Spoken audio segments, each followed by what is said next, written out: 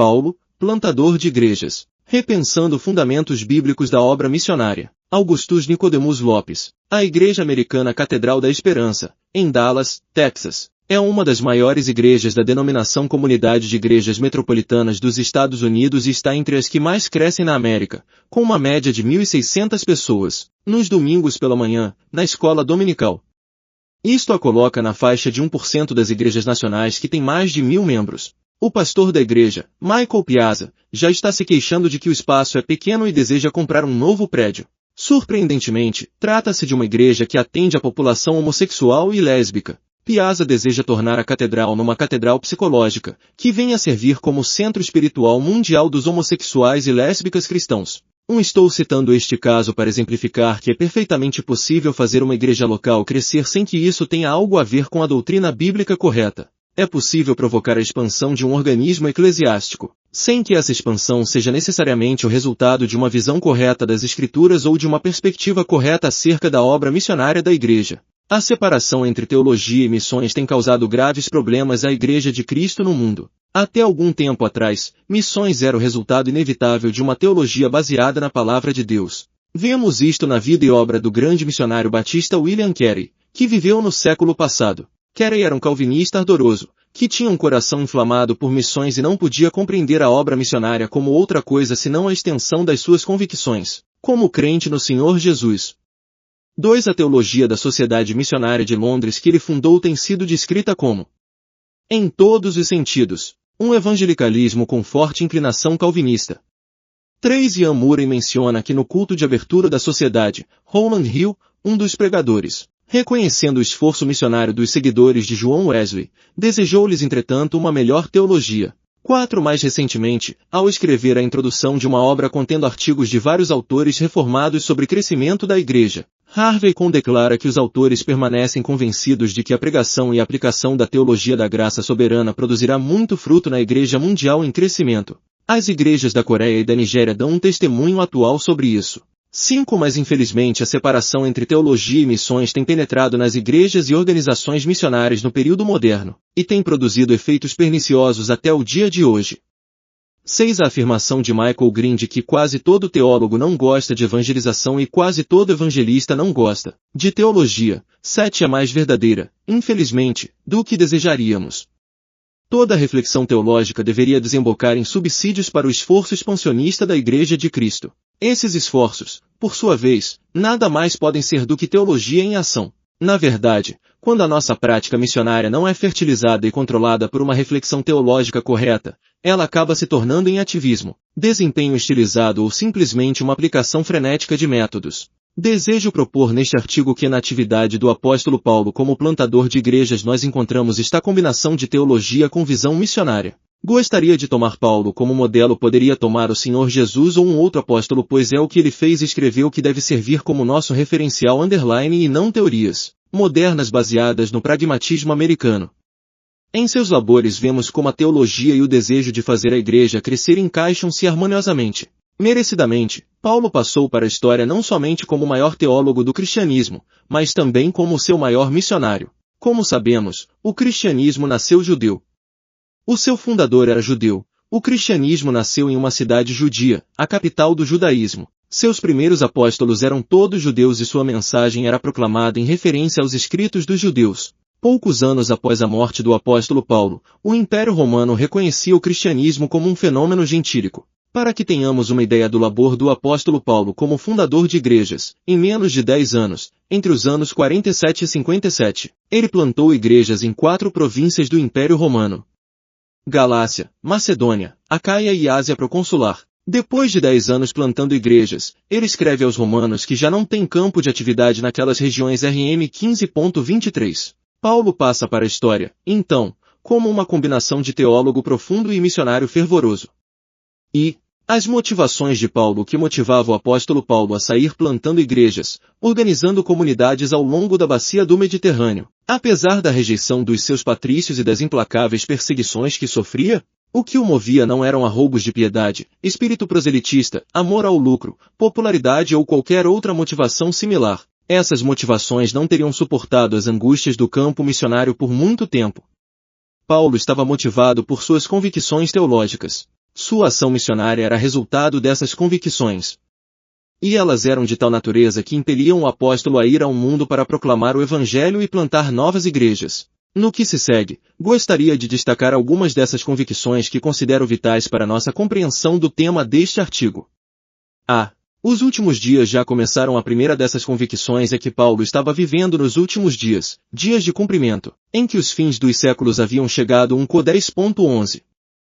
Seus dias eram um período momentoso da história da humanidade, em que todas as antigas promessas de Deus estavam sendo cumpridas através da vida e obra de Jesus de Nazaré. Ele estava persuadido de que a era escatológica, prometida pelos profetas, havia raiado pouco antes de sua conversão, que a plenitude do tempo havia se consumado com a vinda do Filho de Deus em carne. GL 4.4, F 1.10, que o reino de Deus havia irrompido na pessoa de Cristo, que em Cristo Jesus a redenção agora se anunciava a todos os homens. 2 Cor 6.2b. Eis, agora, o tempo sobremodo oportuno, eis, agora, o dia da salvação e a nova criação tinha início. 2 Cor 5.17. 8. Não somente isto. Ele mesmo havia sido alcançado pelos efeitos do período em que vivia. Ele, que antes era perseguidor do cristianismo, havia sido alcançado pela graça de Deus e tornará-se um defensor do que antes procurava destruir. Havia experimentado em sua alma o poder da nova era que havia se iniciado em Cristo Jesus. 1 TM 1.12-15. Mais ainda, Paulo estava plenamente convencido de que outras promessas e profecias, além daquelas referentes à vinda do Messias, estavam igualmente se cumprindo. A restauração e a reconstrução de Israel através do remanescente fiel do qual os profetas frequentemente falaram, que eram os israelitas que criam em Cristo. Romanos 9. 2. A vinda de todos os povos para adorarem a Deus, antecipada pelos antigos profetas. Paulo percebia o cumprimento daquelas promessas diante de seus próprios olhos, através do seu ministério, pela entrada dos gentios na Igreja de Cristo. Confronte com RM 15.9-21. Assim, Paulo compreendia sua época como o início de um tempo especial da história, em que Deus estava consumando seu plano de fazer convergir em Cristo todas as coisas, tanto as que estão no céu como as que estão na terra. F 1.10. Não podemos perder de vista essa perspectiva, porque está presente em todo o pensamento de Paulo e influencia decisivamente a sua atividade como plantador de igrejas. A igreja é a plenitude de Cristo. A segunda convicção do apóstolo Paulo era que as antigas promessas de Deus encontravam concretização histórica na igreja de Cristo. Era na igreja que a restauração de Israel, profetizada nas Escrituras do Antigo Testamento, se consumava. Era na igreja que a plenitude dos gentios estava entrando. Por isso Paulo fala da igreja como sendo a plenitude de Cristo. F 1.23. É por isso que ele fala da igreja como sendo um novo homem, uma nova criação, feita de judeus e gentios, o remanescente fiel de Israel e dos gentios, que agora está sendo trazido à obediência de Cristo Jesus. F 2.15, 4.24, CL 3.10. Esse entendimento de Paulo sobre a igreja como comunidade escatológica o levava a sair plantando igrejas locais. Tal atividade era uma consequência de como ele entendia a igreja. Não era um mero ativismo. Plantar igrejas por plantar igrejas. Ele não podia fazer outra coisa porque entendia exatamente o que era ser igreja. Era na igreja que as antigas promessas encontravam plena consumação. 1. Consciência do chamado divino para edificar a igreja. A terceira convicção de Paulo era que Deus o havia chamado para edificar essa igreja. O apóstolo reflete essa persuasão frequentemente em seus escritos. A linguagem de edificação está presente em quase todos os seus escritos, e está relacionada com o conceito da igreja como a casa, o edifício, o templo de Deus. Confronte com 1 TM 3.15, 1 Co 3.9, F 2.21, 1 Co 3.16, F 2.21. A palavra edificação e o verbo edificar aparecem frequentemente quando Paulo fala do crescimento da igreja. Confronte com 1 Co 3.10-12, GL 2.18, F 2.22. Paulo vê a igreja como uma edificação cujo fundamento é o próprio Cristo. 1 Co 3.11, conceito que tem origem nas palavras do próprio Senhor Jesus, quando disse a Pedro: "E sobre esta pedra a confissão de Pedro de que Jesus era o Cristo, edificarei a minha igreja." MT 16.18. Paulo tinha consciência de que Cristo o havia chamado para ser um instrumento pelo qual essa edificação ocorreria. A edificação como expansão. É importante observar que Paulo usa o termo edificação e seus derivados em dois sentidos relacionados, porém distintos. Algumas vezes, quando fala de edificação da igreja, Paulo está se referindo à sua expansão. Isso fica claro em Romanos 15.20, onde declara que seu alvo é anunciar o evangelho aonde Cristo não for ainda ouvido, para não edificar sobre fundamento alheio. Por isso, quando ele fala em edificação temos de lembrar que existe esta dimensão de expansão, de crescimento, de adição. Tal expansão ocorreria à medida em que a plenitude dos gentios, conforme as antigas promessas, fosse entrando na Igreja de Cristo RM 11.23. O alvo de Paulo, portanto, era edificar a Igreja pela obra de expansão missionária. É neste sentido que ele chama a si mesmo de construtor, ao falar aos coríntios sobre a sua estada naquela cidade e a plantação da Igreja ali. Segundo a graça de Deus que me foi dada, lancei o fundamento como prudente construtor arquiteto, no grego, e outro edifica sobre ele um co 3.10. Para Paulo estava claro que seu trabalho como arquiteto, como edificador, era lançar os fundamentos da igreja para sua expansão. É por isso que ele fala, outro edifica sobre ele v10. De edificação como fortalecimento, mas há um outro sentido paralelo, que anda junto com esse sentido de expansão, e que por vezes tem sido ignorado nos nossos planos de fazer a igreja crescer. Para Paulo a edificação da igreja não somente era um avanço numérico, mas era igualmente o fortalecimento daqueles que já haviam entrado. É neste sentido que ele usa o verbo edificar em Efésios 4.12. Na passagem, o apóstolo ensina que o Senhor glorificado concedeu dons à igreja com o objetivo de aperfeiçoar os santos para que desempenhem seu serviço, isto é, para a edificação do corpo de Cristo. O contexto da passagem deixa claro que Paulo não está falando de extensão, embora também mencione o dom de evangelista, mas de fortalecimento. Talvez possamos dizer que não há uma distinção rígida no pensamento de Paulo _ e nem em sua prática _ entre o fazer a igreja se expandir e o enraizá-la, fundamentá-la e fortificá-la. São duas coisas que andam juntas na obra do apóstolo. Era assim que ele entendia a sua vocação. O seu apostolado consistia não somente em plantar igrejas edificação como expansão, mas em firmá-las e fundamentá-las edificação como fortalecimento. Há um outro aspecto importante a ser notado. Paulo não via qualquer contradição entre a atuação soberana de Deus em fazer a igreja crescer, e a sua responsabilidade de empregar todos os esforços possíveis para isto. Em 1 Coríntios 3.59, onde fala do seu trabalho apostólico em Corinto, ele diz: Eu plantei, Apolo regou, mas o crescimento veio de Deus.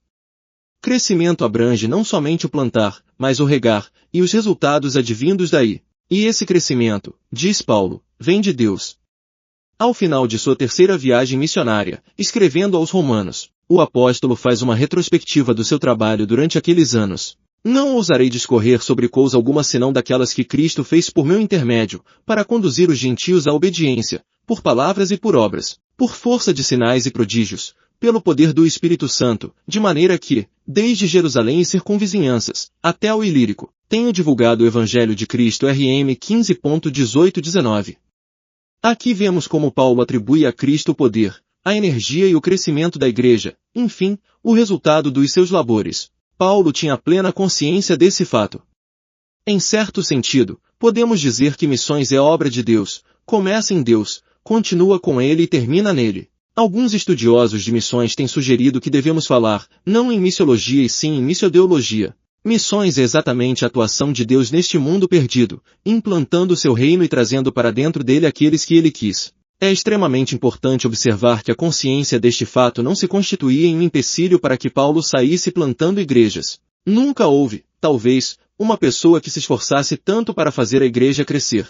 William Carey, um missionário calvinista que no século passado plantou 26 igrejas na Índia e traduziu parte das escrituras em 34 das línguas faladas naquele país, disse: Nós temos certeza de que somente aqueles que foram destinados à vida eterna crerão, e que somente Deus pode acrescentar à igreja aqueles que serão salvos. Entretanto, vemos com admiração que Paulo, o grande campeão das gloriosas doutrinas da graça livre e soberana, foi o mais destacado em seu zelo pessoal de persuadir os homens a se reconciliarem com Deus. 9. Ao mesmo tempo em que o apóstolo Paulo tinha plena consciência de que missões, plantação e crescimento de igrejas era uma obra divina, ninguém mais do que ele esforçou-se para persuadir as pessoas a entrarem no reino de Deus. Ele labutou ardorosamente, gastou-se de forma sacrificial para edificar a igreja de Cristo, tanto na sua expansão como na sua fundamentação. Em Paulo vemos a conjugação da convicção plena na soberania de Deus e da responsabilidade da igreja de anunciar o evangelho ao mundo. Por vezes essas duas coisas têm sido divorciadas na nossa prática e reflexão missiológica. Porém, ambas têm de estar presentes. A crença plena na absoluta soberania de Deus, na doutrina da predestinação, de que Deus tem os seus eleitos, longe de ser um obstáculo para a evangelização e plantação de igrejas, é na verdade a única base genuína que podemos ter para persuadir os homens. Caso Deus não houvesse elegido milhares e milhares para a vida eterna, os nossos esforços seriam em vão. Melhor seria se ficássemos em Jerusalém. Mas, exatamente porque Deus tem os seus eleitos é que saímos ao mundo em plena convicção, persuadindo os homens e orando, na expectativa de que através de nosso ministério, Deus estará operando e chamando os gentios e fazendo com que sua plenitude venha. 2. A proclamação das boas novas como instrumento de edificação da igreja. Paulo estava totalmente convencido de que a edificação da igreja, para a qual ele havia sido chamado, acontecia pela proclamação das boas novas e pela organização em igrejas locais daqueles que aceitavam as boas novas. Tal processo continuaria a ocorrer até que a plenitude dos gentios entrasse. Isso ocorreria através da proclamação das boas novas. Deus haveria, através do Evangelho, de reunir os gentios, o remanescente fiel de Israel. No livro de Atos, frequentemente, o crescimento da igreja é descrito como sendo a multiplicação da palavra, ou ainda, o crescimento da palavra de Deus et 6.7, 12.24, 19.20. Para a igreja apostólica e, em particular, para o apóstolo Paulo, as duas coisas andavam juntas. Era pela palavra de Deus que a igreja seria edificada em ambas as dimensões, tanto a sua expansão quanto o seu fortalecimento. Paulo fala do seu ministério como sendo para dar pleno cumprimento à palavra de Deus CL 1.25. Todas as vezes que ele se refere ao seu chamado ao apostolado, ocorrido na estrada de Damasco, sempre fala como tendo recebido uma comissão divina para dar testemunho do Evangelho de Cristo, para anunciar diante dos reis, autoridades e diante de todos os homens as boas novas da redenção em Cristo Jesus. Estas eram as convicções que levaram Paulo a plantar igrejas. Um homem dominado por estas convicções não pode fazer outra coisa, não tem outro método, outro anseio na vida. Evangelização, missões, plantação e edificação de igrejas tenderão a brotar naturalmente de uma igreja que tenha tais convicções claras diante de si. É interessante ver que, nas cartas que ele escreveu para as igrejas, praticamente não há exortação a elas para que evangelizem. Paulo não precisava chicotear as igrejas que ele havia fundado, para se engajarem no trabalho missionário. Aparentemente, era algo que elas faziam normalmente. É verdade que ocasionalmente Paulo as convida a se juntarem a ele em seu trabalho de expansão do reino. Mas ele não precisa fazer campanhas especiais para que elas concorressem. A questão se Paulo tinha um alvo quantitativo, em sua estratégia de plantação de igrejas, é bastante relevante em nossos dias. O estabelecimento de alvos numéricos como parte da estratégia de crescimento de igrejas tem levantado muita polêmica. Creio que Paulo tinha um alvo quantitativo, mas não numérico. O alvo que ele pretendia alcançar com seu trabalho missionário não podia ser expresso em um número qualquer. Paulo tinha como alvo nada menos que a plenitude dos gentios. Seu propósito era alcançar o maior número possível. Ele sabia que estava vivendo em uma época em que Deus estava trazendo os gentios à igreja. Ele disse: "Por que não quero, irmãos, que ignoreis este mistério para que não sejais presumidos em vós mesmos, que veio o endurecimento em parte a Israel, até que haja entrado a plenitude dos gentios RM 11.25. O alvo de Paulo, portanto, era que essa plenitude viesse. Equacionar a visão missionária de Paulo em termos de números seria ignorar a grandeza de sua visão. Ele almejava alcançar o maior número possível, para que assim a plenitude dos gentios entrasse na igreja de Cristo. Fiz-me escravo de todos, a fim de ganhar o maior número possível. 9.19. O alvo de Paulo era o mundo, os gentios, o remanescente fiel, o maior número possível de eleitos, onde os pudesse encontrar. Essa visão, impossível de ser medida em números, fazia parte da motivação de Paulo em sair plantando igrejas ao longo do seu ministério. Não estou dizendo que o crescimento numérico da igreja é irrelevante. O livro de Atos deixa claro que a igreja cresce, e que este crescimento pode ser expresso em termos estatísticos. 10 apenas. Não estou convencido de que esse fato seja suficiente para adotarmos a prática de projetarmos alvos numéricos para crescimento da igreja em nosso planejamento. Segunda, como as convicções de Paulo determinavam sua atuação, a atividade missionária de Paulo era resultado direto da sua teologia. Movido por tais persuasões, o apóstolo desencadeou o maior esforço de implantação de igrejas de que temos notícia. A escolha dos centros estratégicos. Paulo percorria as estradas romanas anunciando o evangelho e organizando os discípulos nas principais cidades das províncias imperiais, que eram centros estratégicos. Ele estava movido pela urgência da convicção de que o reino de Deus havia raiado e a vinda do Senhor Jesus era iminente, de que o Evangelho deveria ser pregado a todas as nações e ele tinha pouco tempo para fazer isso. Então, ele concentrou suas atividades nesses pontos estratégicos do Império Romano. Tessalônica tornou-se a base missionária para a província da Macedônia, Corinto a base para a província da Caia, e Éfeso, a sua base para a Ásia proconsular. 11. Seu objetivo era alcançar o maior número possível. Paulo queria ver a plenitude dos gentios, o número total dos eleitos ser arrebanhado na igreja, se possível, durante sua vida. Às vezes, o apóstolo traz essa sua esperança quando fala da vinda do Senhor. Nós, os vivos, os que ficarmos, seremos arrebatados. 1 TS 4.17. Ao incluir-se entre os que estariam vivos por ocasião da parousia, Paulo revela sua expectativa de que, ainda durante os seus dias, ele veria a plenitude dos gentios entrar na igreja, como os ramos enxertados na oliveira. Ele almejava por isso, era esse o seu alvo. B. Proclamação da palavra de Deus. O método de Paulo nesses centros era proclamar, no poder do Espírito, as boas novas de que Deus havia cumprido em Cristo as antigas promessas feitas aos judeus, de mandar um Salvador ao mundo. Era pela proclamação da palavra que Deus haveria de edificar a sua igreja, escrevendo aos crentes de Roma, de quem também pretendia receber apoio para seus planos de ir até a Espanha. O apóstolo faz uma relação entre a pregação do Evangelho e a salvação dos gentios. Porventura, não o ouviram? Sim, por certo. Por toda a terra se fez ouvir a sua voz, e as suas palavras, até aos confins do mundo. Todo aquele que invocar o nome do Senhor será salvo. Como, porém, invocarão aquele em quem não creram? E como crerão naquele de quem nada ouviram? E como ouvirão, se não há quem pregue? E como pregarão, se não forem enviados? RM 10.18, 13 e 15. Paulo foi perfeitamente consistente com a sua convicção de que aprove a Deus salvar os que creem pela loucura da pregação. Escrevendo aos Coríntios ele diz: Eu, irmãos, quando fui ter convosco, decidi nada saber entre vós, senão a Jesus Cristo e este crucificado. A minha palavra e a minha pregação não consistiram em linguagem persuasiva de sabedoria, mas em demonstração do Espírito e de poder. 1 Co 2.14. Se Paulo quisesse, poderia ter falado de outras coisas. Ele era um dos homens mais cultos da sua época, porém, propositadamente rejeitou qualquer outra coisa que não o Cristo crucificado como tema da sua proclamação. Esse era invariavelmente o seu método, quer num ambiente em que a palavra de Deus fosse conhecida nas sinagogas, ou quando era convidado para estar no meio de filósofos gregos, que não tinham qualquer conhecimento prévio das Escrituras. O seu método era sempre anunciar a Cristo. Nesse sentido, Paulo considerava-se um pregador e mestre. Ao escrever a Timóteo, ele diz que Deus o chamou para ser pregador, apóstolo e mestre. 2 Tim 1.10-11.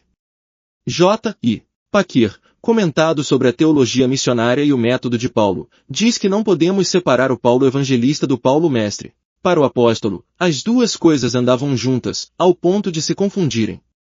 Ele não podia evangelizar sem ensinar e não podia ensinar sem evangelizar. A isso Paquir chama de pregação educativa. 12. Vemos este ponto claramente no ministério de Paulo em Tessalônica. Segundo alguns dos estudiosos, Paulo passou apenas 3 a 5 meses naquela cidade. Sua saída abrupta deveu-se à perseguição dos judeus. Ao sair da cidade, o apóstolo deixou atrás de si uma igreja de novos convertidos, que eventualmente foram também perseguidos. Algum tempo depois, estando em outras regiões, Paulo recebeu notícias de que os convertidos de Tessalônica estavam firmes, fundamentados, e que não abandonaram a verdade do Evangelho, a despeito das perseguições e dificuldades que enfrentaram após a saída de Paulo. Ao escrever-lhes pela primeira vez, Paulo os considera como igreja modelo. É a única igreja do Novo Testamento que recebe dele esta recomendação. Vos tornastes o modelo para todos os crentes na Macedônia e na Caia. 1 TS 1.7. A igreja de Tessalônica era realmente extraordinária. Haviam ficado sem pastor por 3 meses após sua fundação. E isso num ambiente hostil. Entretanto, estavam fazendo a Paulo perguntas relacionadas com escatologia. Confronte com 1 TS 4.13-18. Um outro aspecto interessante é que Paulo, ao começar sua carta, vai logo falando de predestinação. Reconhecendo, irmãos, amados de Deus, a vossa eleição. 1 TS 1.4. Parece totalmente antididático, pelos padrões modernos dentro de algumas igrejas evangélicas. Na segunda carta, escrita não muito tempo depois, ele fala da eleição de Deus em termos ainda muito mais claros. Confronte com 2 TS 2.13. Que tipo de pregação produz convertidos dessa qualidade? A resposta está em Atos 17, onde temos narrada a fundação da igreja. Lemos ali que Paulo foi inicialmente à sinagoga, e por 3 sábados, arrazoou com eles acerca das Escrituras, expondo e demonstrando ter sido necessário que o Cristo padecesse e ressurgisse dentre os mortos. V 2, 3. Estas 3 palavras usadas por Lucas para patentear a pregação de Paulo: arrazoar, expor e demonstrar, revelam como o apóstolo anunciava o Evangelho. 3. Arrazoar significa discutir, debater, argumentar com o objetivo de convencer. Parece que era a prática invariável de Paulo, não somente entre os judeus. Confronte com Et 17.17, 18.4, 19, 19.8, mas até mesmo perante governadores romanos. Et 20.9. Expor significa abrir alguma coisa. É a mesma palavra que Lucas usa para dizer que o Senhor abriu o entendimento de Lídia para compreender o que Paulo estava falando. Et 16.14. Expor as Escrituras significa expor a sua mensagem, revelar o seu conteúdo. Demonstrar significa, entre outras coisas, colocar ao lado. É usado para alimentação. LC 11.6 e no sentido de fornecer evidências, provar alguma coisa, talvez por comparação, colocando uma coisa ao lado de outra. Era isto que Paulo fazia. Aqui estão as promessas das Escrituras, que vocês conhecem bem, e aqui está Jesus de Nazaré. Comparem as duas coisas. Assim ele demonstrava que Jesus era o Cristo. Nesse aspecto, o evangelista confundia-se com o mestre. Plantando igrejas entre os judeus, o apóstolo tinha de oferecer respostas convincentes a questões polêmicas. 1. Se Jesus é o Messias, qual o lugar da lei de Moisés no plano de salvação? 2. Se a salvação é pela graça, por que Deus outorgou os 10 mandamentos? 3. Se Jesus é o Messias, por que a nação de Israel o rejeitou? 4. Qual o valor da circuncisão, das leis alimentares e do calendário judaico para os judeus que se tornavam cristãos? Paulo tinha de resolver todas estas questões no seu labor missionário. O que quero dizer é que Paulo, o plantador de igrejas, era inevitavelmente Paulo, o expositor. Não podemos separar as duas coisas, especialmente numa época como a nossa. Vivemos num país cujo povo considera-se cristão, mas é ignorante das Escrituras. Segundo uma pesquisa feita pela revista Veja, 98% dos brasileiros dizem acreditar em Deus. Porém, se formos perguntar-lhes quem é Deus, evidentemente teremos as respostas mais estranhas possíveis.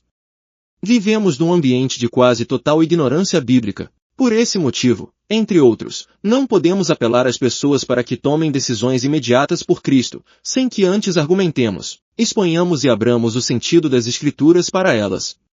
Não podemos sair plantando igrejas às pressas e ainda querer resultados profundos e duradouros. Há todo um trabalho de ensino, de doutrinação, de preparação que deve anteceder, ou, ao menos, caminhar conjuntamente com o trabalho de evangelização e plantação de igrejas. Precisamos de evangelistas e plantadores de igrejas que sejam capazes de explicar, ensinar e instruir com paciência, para colher o fruto na hora certa. A precipitação pode causar resultados desastrosos.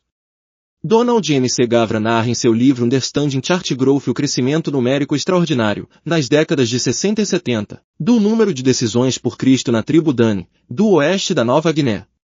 M. C. Gavra destaca especialmente que a queima dos fetiches feita em massa pelos Dani era algo espontâneo. 14 Porém, nem todos os missionários estavam entusiasmados.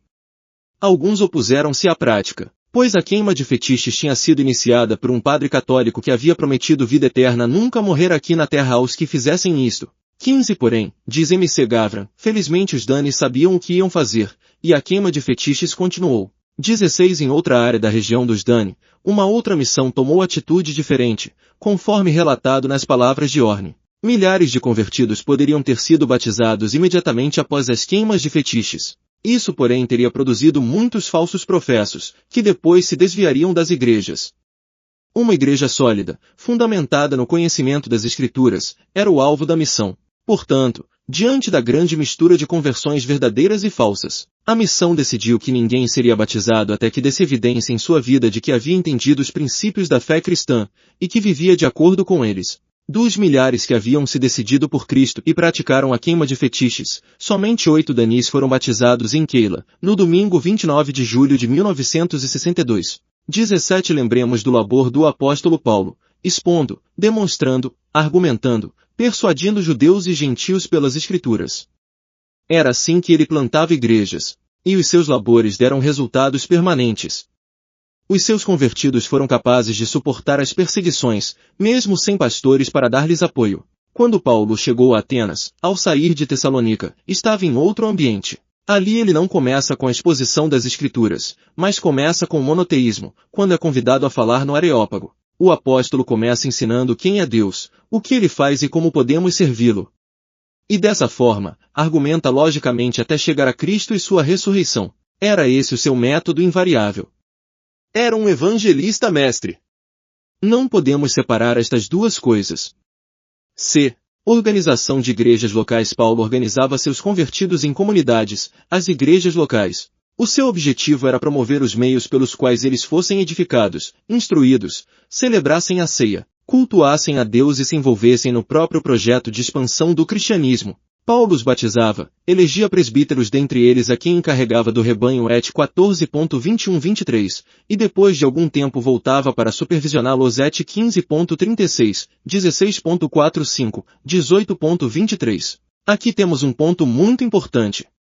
O objetivo de Paulo não era apenas declarar ou anunciar o evangelho ele queria persuadir as pessoas, queria convencê-las, ganhá-las para Cristo, e após isto, organizá-las em igrejas e discipulá-las. Isso fazia parte de seu alvo maior, que era ver a Igreja de Cristo edificando-se pela expansão e fortalecimento. Paulo nos ensina com isso que não podemos ficar satisfeitos apenas com uma mera proclamação. Havemos de instar com os homens, persuadi-los, forçá-los no sentido bíblico a entrar no reino de Deus. Nenhum dos que admiram pastores e evangelistas reformados como Richard Baxter, Joseph Alleine, George Whitefield, Jonathan Edwards e C. H. Spurgeon deixarão de concordar que é nosso dever oferecer livremente a todos os homens o Evangelho da graça de Deus, e instá-los a que se convertam de seus pecados e creiam no Evangelho. Paulo também nos ensina que não devemos cair na missiologia do ativismo. Ele sabia que a sua comissão era edificar a Igreja Universal de Cristo pela fundação de comunidades locais. Ao mesmo tempo, ele deixava os resultados dos seus labores nas mãos da providência divina. O crescimento, afinal, vinha de Deus. Terceira. Implicações para uma filosofia de plantação de igrejas a refletir teologicamente partindo das Escrituras. Penso que a lição mais importante que podemos aprender com Paulo é que não podemos separar teologia e missões. É prioritário que as igrejas reformadas odiernas estudem e definam com clareza uma filosofia missionária que brote das Escrituras, que esteja comprometida com a doutrina reformada, com as doutrinas da graça, e que esteja atenta para a realidade brasileira. Creio que este é o ponto de partida. Não estou certo de que hoje, no Brasil, as igrejas reformadas tenham uma teologia missionária nesses termos. Percebemos um aumento significativo do interesse missionário por parte das igrejas reformadas, pelo que damos graças a Deus. Porém, não podemos, no entusiasmo inicial, precipitar-nos no pragmatismo característico dos nossos dias. Precisamos trabalhar os fundamentos teóricos. Isso não quer dizer que vamos parar o que estamos fazendo para primeiro resolver as questões teóricas todas. Podemos ir trabalhando, mas sempre abertos às mudanças em metodologia e estratégia que nos sejam sugeridas pela reflexão teológica profunda. Sem essa fundamentação conceptual corremos o risco de cair num mero ativismo, num frenesi de aplicação de métodos sem saber exatamente por que os estamos aplicando. Partindo dessas bases podemos refinar nossa metodologia e aplicá-la ao crescimento da igreja. A igreja não pode se deixar seduzir por propostas de crescimento fácil que se baseiam mais no pragmatismo do que no ensino das Escrituras.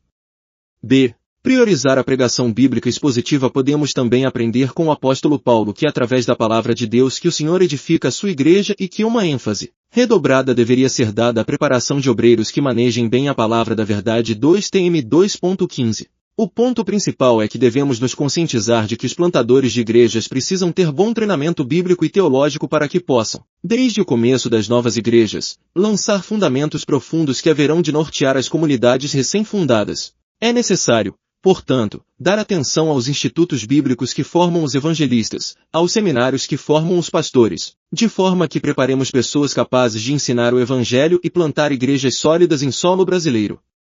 A pregação bíblica e expositiva é uma necessidade. Em que pese a cristianização do Brasil, o povo é em grande parte ignorante da história da Bíblia e dos seus ensinos. Plantadores de igrejas precisam ser pregadores mestres, como Paulo.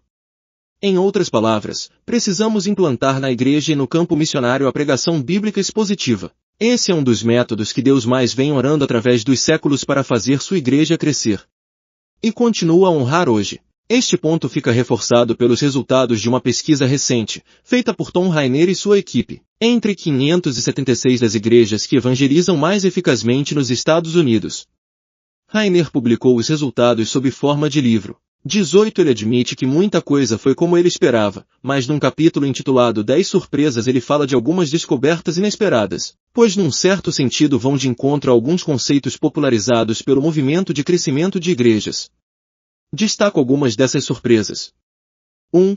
Das igrejas que mais crescem nos Estados Unidos, poucas usam eventos evangelísticos, como, por exemplo, campanhas evangelísticas com pregadores conhecidos e corais convidados. A maioria dessas igrejas considerou ineficaz a promoção desses eventos. Elas gastam muito dinheiro, recursos e tempo na preparação, e somente uns poucos dos que se decidem durante o evento acabam ficando e sendo batizados nas igrejas. Em geral, as igrejas que mais crescem são as que simplesmente mantêm sua programação regular de cultos.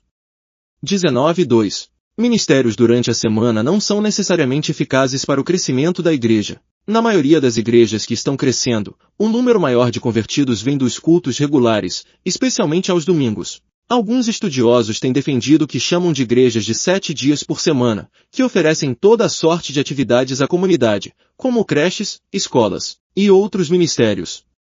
Alguns até mesmo defendem que há estreita relação entre essas atividades semanais e o crescimento de igrejas. 20 A pesquisa de Rainer, porém, aponta na direção oposta. 21.3. A evangelização tradicional está viva e passando bem. O antigo método de evangelismo porta a porta tem sido descartado por algumas autoridades em crescimento de igrejas como ultrapassado. Inesperadamente, a equipe de Rainer descobriu que a maioria das igrejas que crescem ainda se utilizam eficazmente desse método. Os líderes destas igrejas disseram que a resistência encontrada nas casas visitadas era a mesma de alguns anos passados. Mas o que importa, disseram, é que a igreja tem de obedecer ao ID de Jesus. 22.4. A localização da igreja não é um fator decisivo no crescimento evangelístico das igrejas. Esta descoberta contraria um princípio central do movimento de crescimento de igrejas, que a localização é fator determinante na plantação de uma nova igreja. Rainer reconhece que uma boa localização oferece mais oportunidades para crescimento. Porém, a boa localização em si não garante o crescimento do número de conversões. Das igrejas entrevistadas pela sua equipe, 9 dentre 10 responderam que a sua localização não teve qualquer impacto decisivo no aumento de conversões. Igrejas mal localizadas, mas que tinham uma visão evangelística mais agressiva, apresentaram um número crescente de conversões.